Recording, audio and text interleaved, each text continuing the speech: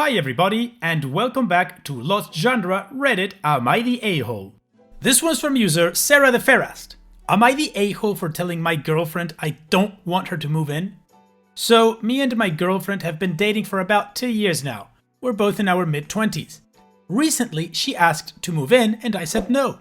We've now had multiple arguments over why I don't want her living with me. I'm not ready to completely share my personal space with another person. I've never had a roommate in my life. I'm an only child and my parents were pretty much never home. They both travel a lot for work. Once I turned 13, they pretty much never came home except for holidays and birthdays. She keeps telling me it's been 2 years and I shouldn't be scared of her moving in and how it's a bit belittling to feel like I don't love her enough to let her move in. She also doesn't have a key either, by the way. She has a set of toiletries and some clothes at my house, but that's about it. My mom even agrees with my girlfriend and is calling me ridiculous for being so hung up over it. So anyways, am I the a-hole? The judgment is no a-holes here. Now let's take a look at the top comments. Deleted says, no a-holes here. You're entitled to whatever lifestyle you choose, but this is also a reflection of commitment issues. Your girlfriend probably feels like you aren't serious about her, and you should acknowledge that choosing this is always going to drive a wedge between you two, so be prepared for a breakup. Wood Lily says, no a-holes here, but seriously, crap or get off the pot, dude. H. Radon says, no a-holes here. You're perfectly within your rights to not want her to move in, but she's not out of line for wanting to move in after 2 years. Ideally, she shouldn't have asked you about it multiple times, but I'm assuming she's doing that instead of breaking up with you. Do you ever see a point where you would be comfortable with her moving in, or would your preference be living apart for the duration of the relationship? Yeah, OP, I don't see any a-holes here because you are both free and in the right to do and live however you want. Now, at the same time, her request is not at all crazy. It's been 2 years. And if you guys have a great relationship and love each other, then the next logical step would be to move in together. If you don't want to do that, then you need to talk to her up front and tell her, hey, you know what, I am just not going to be ready for that. Or you need to work on that if you don't want to lose her, because let's face it, nobody's going to wait for you forever, man, and if you have issues that you haven't resolved, then she is absolutely in the right to say, you know what, I'm not going to wait for you anymore, and I'm moving forward. And that's my opinion. So how about we move on with the update to see what OP ended up doing. So I took my girlfriend to my therapy session last week and we actually talked about moving in together. Her lease ends at the end of the month and then we'll buy a house together.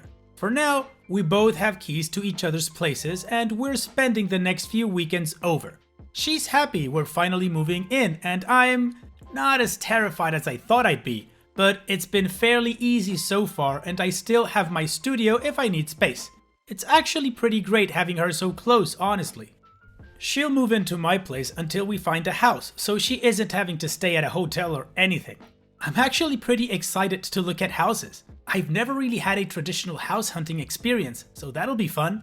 I guess I'm more excited to do those things than actually live in the new house, but it's still progress. It's not as terrifying as I envisioned living with her would be, and it's nice to have her there.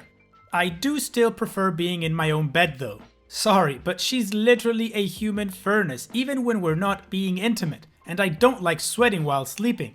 I honestly thought that was just a sex thing. Nope, she's just a billion degrees anyways. Okay OP, I was not expecting that big of a turn. I would have probably expected you to do a tryout or something, but now you're buying a house together? That is a huge commitment, so if you're ready for that, congratulations I guess. Now regarding the bed thing and the heat, you're going to have to find a way to deal with that unless you want to have 2 twin beds together or something like a couple from the 20s. But that's a whole different issue and hopefully you'll get to solve that one too. All the best to you guys OP. And now we're gonna squeeze in another post since there's still time left on the video. This one's from user SnooWalruses2410. Am I the a-hole for expecting my sister's boyfriend to pay my dog's vet bill? My dog has stomach and digestive issues. She has always had these issues and is under the care of a vet. We are not sure what triggers her problems, but we found a limited grain-free diet keeps her happy and healthy. She is 9 years old and still acts like a puppy. Her vet is satisfied with how she is. If she gets a hold of something she isn't supposed to have, I go through several days of her not feeling good, and when it's something with grains, the next part is a bit gross, she can very commonly develop blood in runny stool. When that happens, I have to take her in to get checked out, especially now that she is older. This is something that I make very clear to anyone new that comes over the moment they walk in the door. She cannot have any food that isn't her dog food, or a very short list of items that are used for treats. All items are labeled with her name, and I make it clear people can give her items from those containers. I even explain why. She is trained not to take food from the kitchen or the table, but she is also part lab and will take something if it's left on the couch or somewhere else. This is all something that my sister's boyfriend knows. Well, he stayed over Saturday night, and Sunday morning I found a pizza box on the floor next to the couch. It was licked clean, so I thought maybe my dog didn't get to it. But I didn't ask if there had been pizza still in it. He tells me, "Oh, probably like 2 or 3 slices. I guess I forgot about it." I asked him why he left it there when he knows my dog can't eat that kind of stuff. Why didn't he leave it somewhere like the table or just use a plate? He got defensive and said that it wasn't a big deal since it's the first time he's done that. I told him it was a big deal and that if she got sick, I expected him to pay back the vet bill and any possible cleaning bills if my little home carpet cleaner couldn't remove any stains possibly caused. He got mad and told me that my dog was my responsibility and he wasn't going to pay anything. He then left. My sister apologized for not checking the box before heading to bed and has said she will pay half the vet and cleaning bill if it comes to that. But her boyfriend still says this morning that he won't pay a bill for a dog that isn't his and called me a giant A for thinking he should. Am I the a-hole? The judgment is not the a-hole. Now let's take a look at the top comments. Plastic Archer 4245 says, "Not the a-hole. Sister's boyfriend is a gaping a-hole. He was a guest in your house. Hope your pupper is okay." Opie responds, "So far she's okay, but for the next 48 hours, I have to keep a close eye on her. After that, she'll be out of the woods." Rit Posset Rit says, "Get boyfriend to clean up the diarrhea. That'll teach him not to leave food lying around. She's your dog. She lives in your home. Your home is her home. When he visits, he's in her home, so it's his responsibility to not leave stuff lying around in her home, not the a-hole." Sarah Helen 2 says, "Not the a-hole. Yes, he definitely should pay the vet bill. If he can't follow the rules, don't let him in the house." Opie's edit. I have realized I forgot to add an important part. In terms of training and why she is trained to not go after food on the table or in the kitchen. She sustained a very traumatic head injury a few years ago. This injury has impaired her ability to learn new things beyond the basics she already had. I have worked with a trainer to try and find a way around that, but we haven't had much success. Yeah, OP, I agree with all the commenters. You're not the a-hole, and your sister's boyfriend is the huge a-hole in this whole story. Starting with the fact that he is well aware of all the implications around your dog, and from what you tell us, you have made this abundantly clear to anyone that could come into contact with your dog. You even have special treats for her that they can go ahead and give her. And his cop-out excuse is just not good at all. It's the first time I've ever done it. Well, one time is too many times already, man. Just pay the bill. It was your fault. So what do you guys think? Let me know in the comment section who you think is at fault here. And in the meantime, let's go check out the update to see what happened after this. My sister's boyfriend came over last night to specifically talk to me. I was worried and made sure my dog was in my room. I didn't think he would give her something bad for her, but I also didn't want him near her. He said he had called his brother to complain about me and got his butt handed to him verbally. His brother pointed out that he had been around my dog for a year and knew her medical problems, so should have been more responsible. He said that was a wake-up call since his brother isn't an animal person even in the slightest. He followed that up with an apology and asked how my dog is feeling and if she got sick. He also said he would pay the bill or pay me back if I had taken her in and already paid for it. I thanked him for his apology, but told him I wanted some time before I forgave him.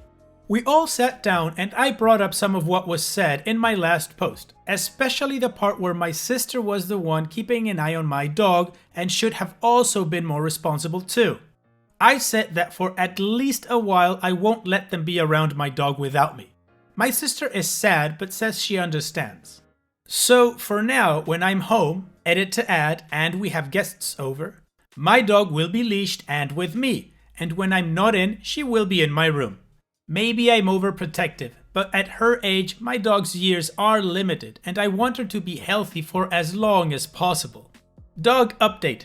And for those who were also worried about my dog's health, she's good and is loving coming to work with me this week.